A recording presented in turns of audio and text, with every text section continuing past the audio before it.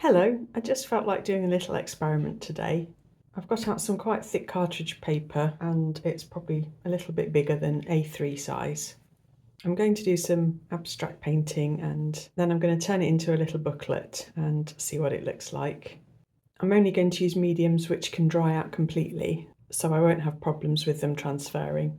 So mainly I'll be using watercolours, these Tempera paint sticks, which dry totally, unlike oil pastels, and then probably coloured pencils. I don't have any plan for the painting. I just start by using quite a large paintbrush and splashing on a load of watercolour paint. I don't have a colour scheme in mind either. That sort of works itself out as I go along.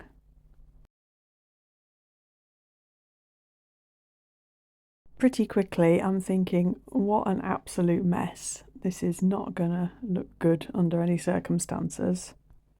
That's a fairly common scenario early on in most of my paintings though, and as I've got a little bit more experienced with practicing art over the last year, I've come to realise that it's almost like a game. I'll start off by dashing paint down quite hurriedly and randomly, and then it's almost like a puzzle that I've got to solve, working out how I can turn what's on the paper into something a bit more cohesive looking. Pulling it together in terms of balancing out the contrast or the colours and textures, that kind of thing. With this project though, it is slightly different because I know that the end product isn't going to be viewed all as one. It's only going to be viewed a small section at a time. So I'm not quite as worried at how bad it's looking at this point. I just keep going, adding smaller amounts of detail into each section so that there's something of interest on what would be each page.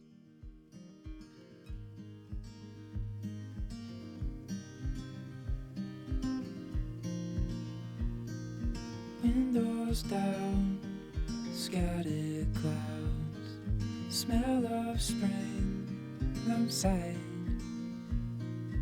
Open road, you sitting close. Let's go somewhere far away. 'Cause if all I have is you, then I'll be just fine. Yeah, I'll be just fine.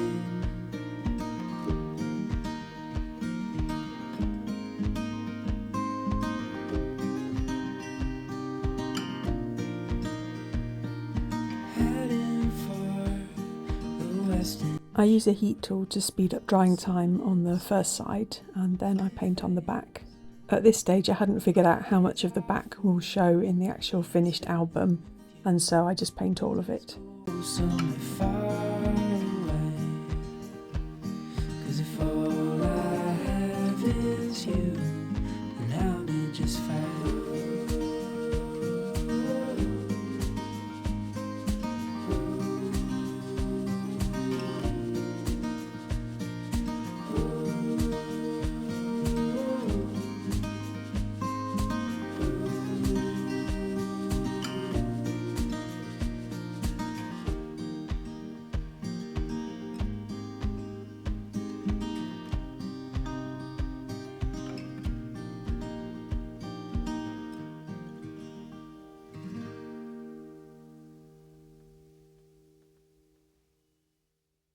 At this point I start to realise that I've probably used too thick paper. This is more like cardstock really.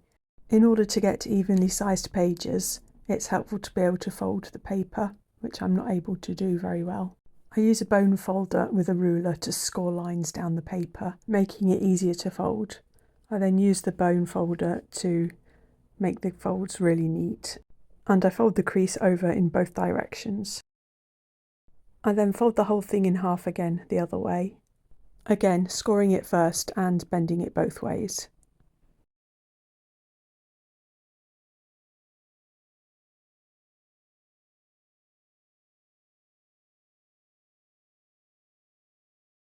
I then repeat this process, dividing the paper up into eighths and then sixteenths.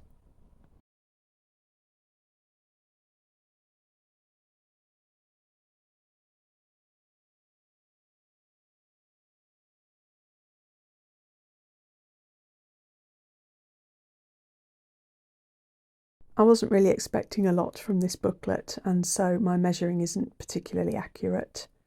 I was more keen just to kind of work on a first prototype. If you want to do this and have a really neat final booklet, then your measurement needs to be pretty accurate. Or if your paper is thin enough to fold easily, then make sure your folds are super neat and accurate. This is me now turning the 1/8 into 16ths.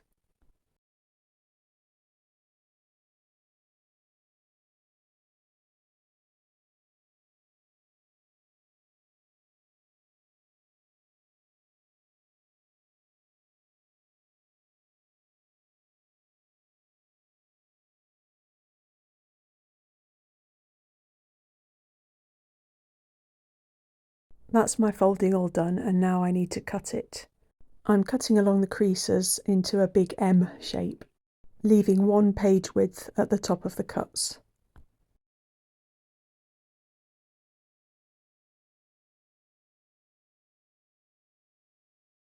Then starting at one end, I can just zigzag fold my way along.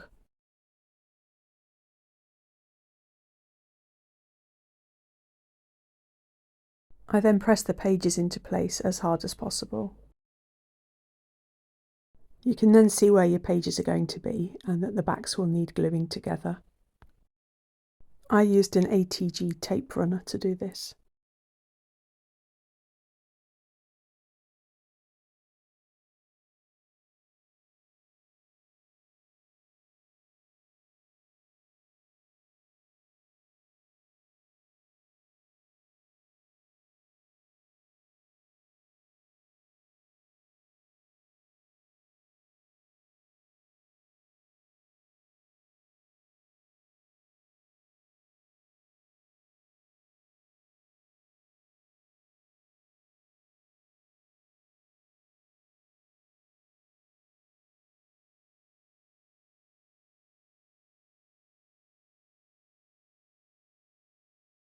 That's my pages all secured now, but because I didn't measure my pages particularly accurately, they are a little bit uneven, so I decided to trim them down a little bit.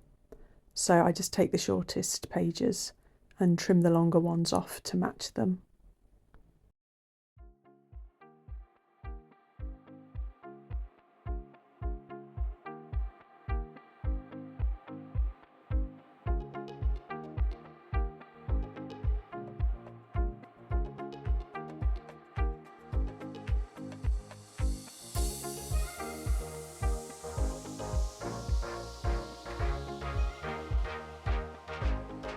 I then do the same to the other edge.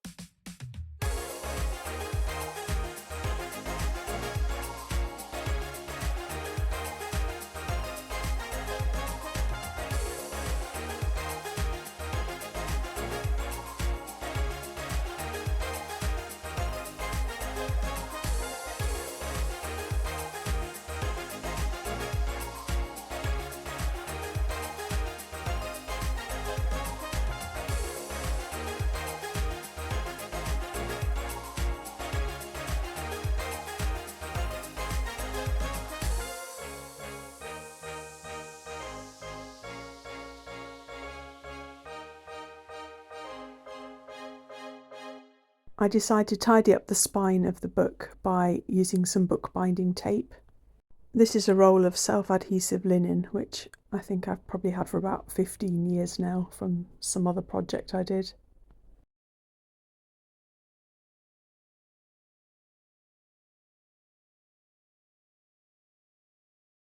So this is my finished mini abstract art sketchbook. I had thought that I'd probably need to add some more marks to each of the pages just to finish them off a bit better. But I was surprised by how much I like it just as it is. It turned out better than I was hoping. It's such a nice little tactile thing, and I really enjoy just flicking through it.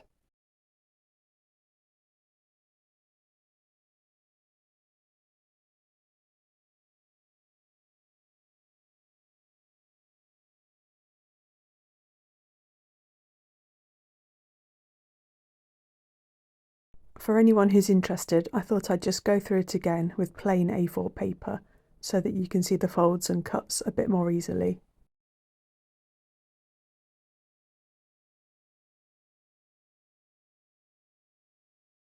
You can see how with thinner paper you wouldn't need to do any measuring, the folding alone would suffice. You can do this with any shape or size paper, it will just change the shape and the size of the individual pages. And if you don't want a 16-page album, then you can just fold the paper equally into 8.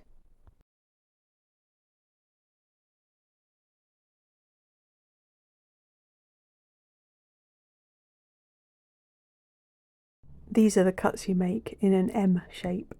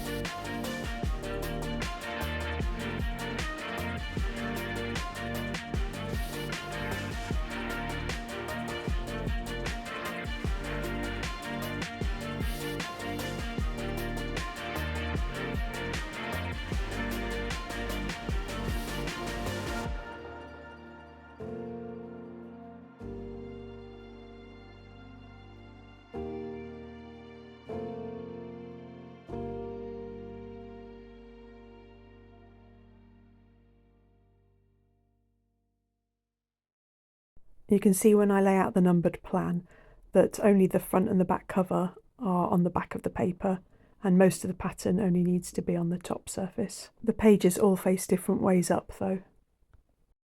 So I'm really happy with my experimental little book. It turned out better than I thought it would, and I'll definitely be making another one again. I'll choose thinner paper next time though. I hope you enjoyed this video. Thanks for watching. Bye!